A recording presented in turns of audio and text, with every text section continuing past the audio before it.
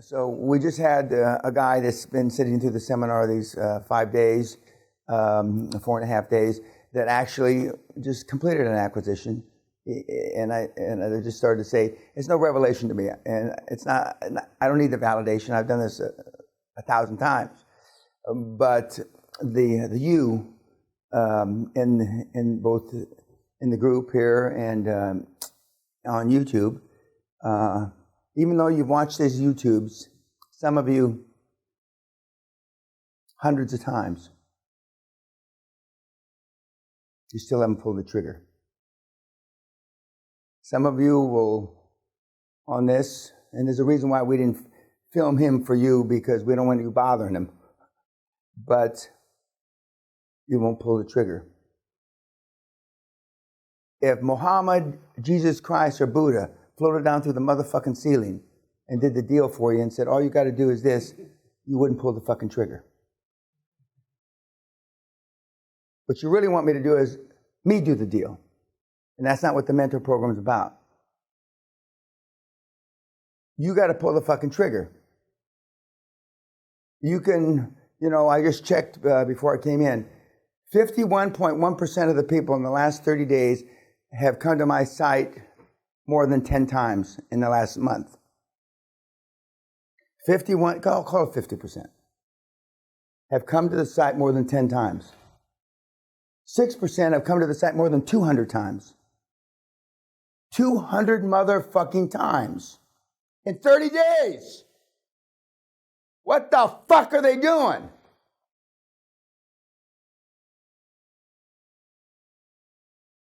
I don't get tens of thousands of people, but I mean, it's clogging up my fucking bandwidth. A regular fucking person can't get on the fucking site. It's not, if it was millions, I know that could happen, but it's not happening because I don't have that many people that come on the site, In a big day, I could get 2,000 or 3,000 people on the site in a day. But that doesn't happen. That happens during the seminars because people are looking at the YouTubes. But guys, it's all there. It's all there. But I think it's funny that he tells his buddy, and he says, I got the book. It's like when I'm driving in Beverly Hills and the fucking Uber driver from Ethiopia looks up and says, are you the $50 billion man? And he shows me his iPad. And look, I'm taking notes and da-da-da. But you still got to pull the trigger. All this information, whilst it may be intellectually enhancing to you, the bottom line is if you don't use it, then I failed, And selfishly, I don't like failing because, as I've told you, I'm not used to failure. I mean, failure is not an option to me. I'm used to succeeding, i.e. now I have to succeed through you guys. But he made it plain, he stopped because in one of the YouTubes I say, if you're coming here, stop because you're going to get the details to how to really build a first-class dream team, and he did that. What's the takeaway from what you heard him share with you? If you follow the steps, it fucking works. Yep. Yeah. There's obviously a clear process to follow, but it's like, he doesn't even have a board, and he still executed. Correct. It's like, it's not that complicated. No, it's not. And even with the board, it's not like, it's less complicated when you're looking for big money. He had the advantage of he's got 20 years experience all over the world, basically, in his field. And that's a huge plus. So his 20 years experience made up for the lack of board. Because normally you're not going to have not any, but very little experience, and you're going to be leveraging off of your board, yeah. He dressed for success. Just like I say, and the bankers, et cetera, apologize for not being dressed up. Sometimes the bankers say, oh, my secretary didn't put it in my diary that this was a real business meeting, or that. They come up with all kind of bullshit reasons why they're dressed like pigs. Yeah. I like the fact that he had the courage to be able to poke at things with the business owner that he was looking at buying his business, and then also with the banks. Kind of like put his shoulders back, chest down, and said, fuck it, I'm going to trust the process. I'm going to make the tough calls. That's an extremely good point. Trust the process. You've got to trust the process because it works. I mean, it's been working almost 50 years for me and for 24 years for you kids. You got to trust the process, yeah. Say no to them. Correct. He said no to them. He pushed back both to the seller of the business and to the banks. Pushed back. And the kids today, the politically correct kids, haven't been taught to push back. Don't settle until you've actually found what you do. Correct.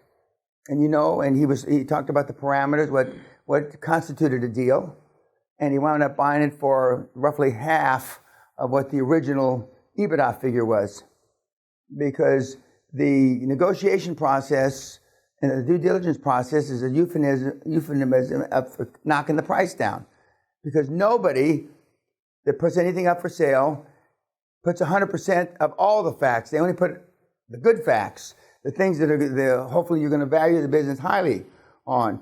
And when you pursue and you drill down and you ask questions, the price is going to fall, because this wasn't new, this was depreciated, this, that, and the other thing.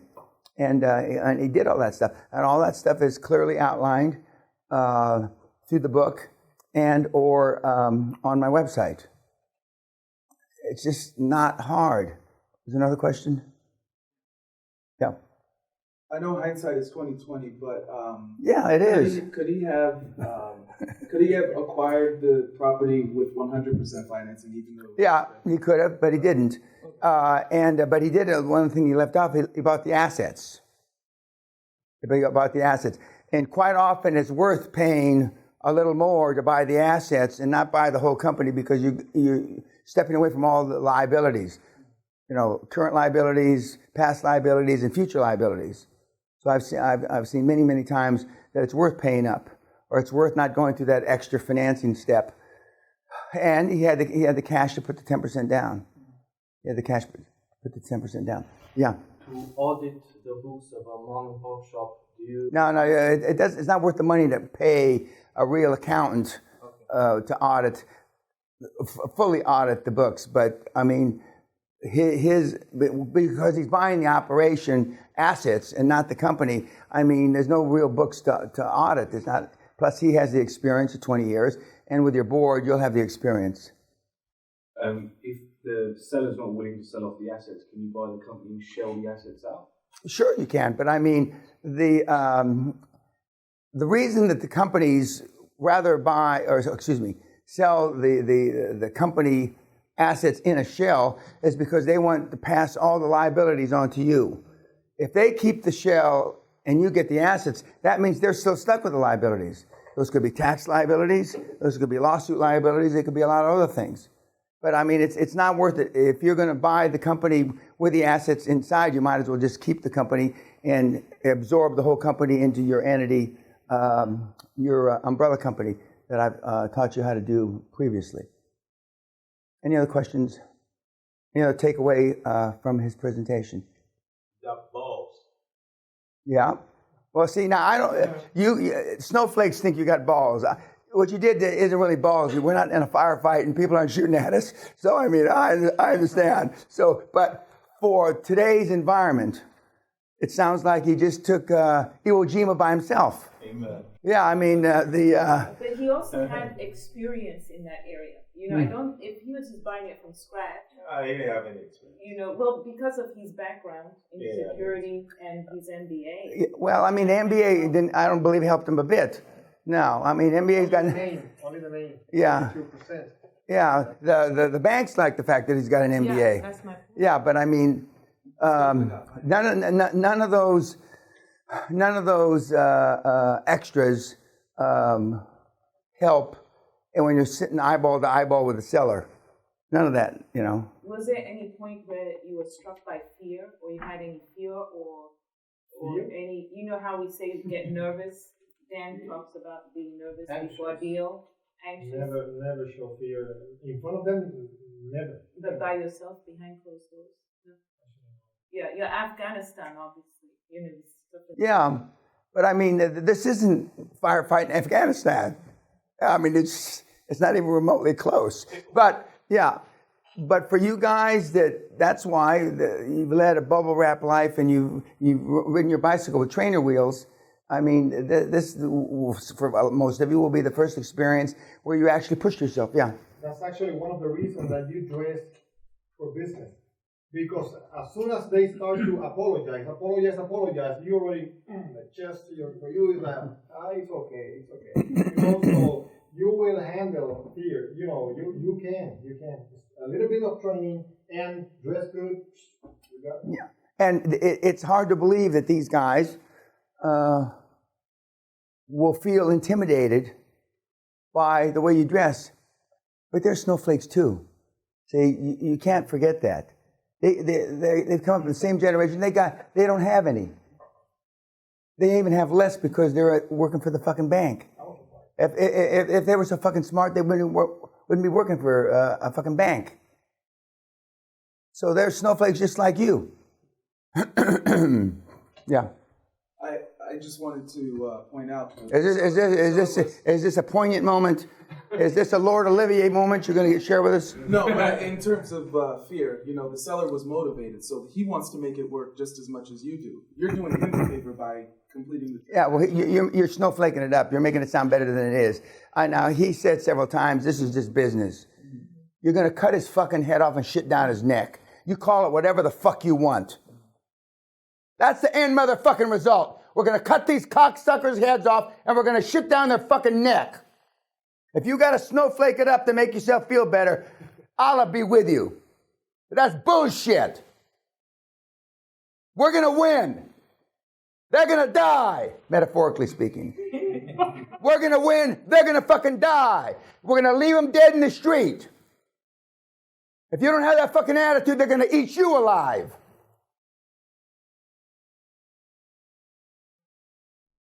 Actually, a few times I had to fight with the broker. A few times. And then she screamed at me. When she started, I thought it's just like Dan said. This is war. No. Then I was in at the airport. I was this close to join the airplane. And when I was screaming, "What the fuck are you talking about? You are making me spending my time. What the fuck?" Then I was screaming. It's your fault. It's your fault. In general, brokers are fucking filthy whores. They will take money from both sides. So just remember that. They're there to get a fee, and the seller pays the fee to the broker. But they're there to collect a fee. They're not there to help you. Across the street like an old person, a Boy Scout helping some old lady across the street. That's not what they're there for. Although they'll pretend and bullshit that they are, but that's not what they're there for. It's the lowest form of life is a business broker. The lowest. Below a pimp. They have no morality. They have nothing. So don't ever think they're going to be your fucking friend. Yeah. This question for you, dude. How many banks did you approach before you found the one to finance? Only two. I actually could find the 100% easy. I just have to speak with 2 or 3 more. But I just accepted, two. As soon as the deal was good, I just accepted. I could. If I follow the whole process, I will find the 100%. How many do you recommend approaching? Well, I tell you to start small banks, regional banks that are away from where you are. So when you're stepping on your dick, we've had guys that live in Arizona that start in New Mexico, Nevada. We have guys that are in Connecticut that see fucking banks in Ohio. How long did it take you from start to finish again? 10 months without collateral and credit card. Starting. So, like Dan just made a point here that, some of them will start in Arizona. So you started in Florida because you live in Florida. So I think it would make a difference if you went to Arizona because maybe they want to fund in Arizona. No, you go to Arizona not because because you're going to fuck it up. That's why you go to fucking Arizona. We have people in Canada that come down to the United States to practice. And vice versa. And vice versa. Don't they fund deals within the book in They do. It depends. It could be in the geographic area. But I mean, the dental deals are funded out of Boston or Bank of America, whether the fucking dental practices in Omaha, San Diego, or Atlanta. Certain geographic central points are given to certain industries. Most fintech deals are funded out of New York City.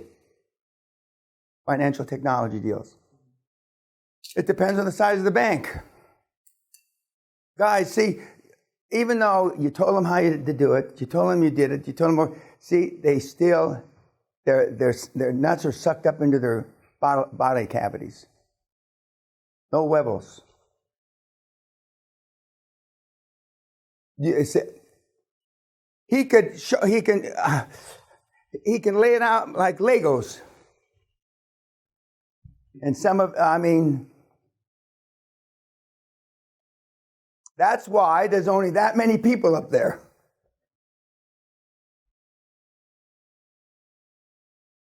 I mean, we were privileged the fact that, and I knew when I read his stuff, when I'm reviewing all the files, that he was, had done the deal, a deal, and that's great when they come and they've done a deal. Because he wants billions, to use the word I believe that you used, and although a lot of wealth has been created, but the billions guys are all been through here, to get the extra sauce, so to speak, but he did it without. But I mean, more, of course, on the one hand, it pisses me off that people have my book and I got the book and print it out. On the other hand, it's great because people are using it. That's terrific. That's terrific. Okay, anything else? Okay, yeah. I wanted to ask if Is this a Roma? I mean, what is this? No. It's not a gypsy question, okay. it was a branch or centralized. The bank, Yeah.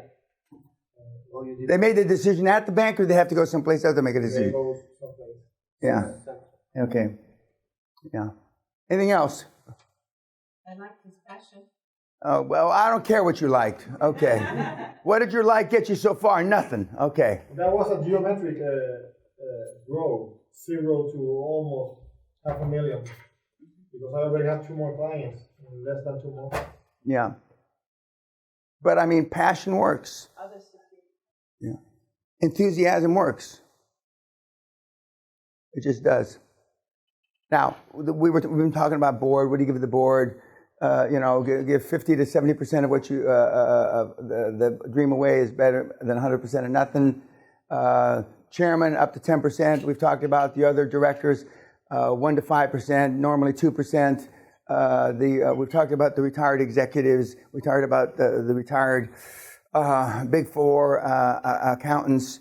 We've talked about the big international law firms. This is your universe of potential board members.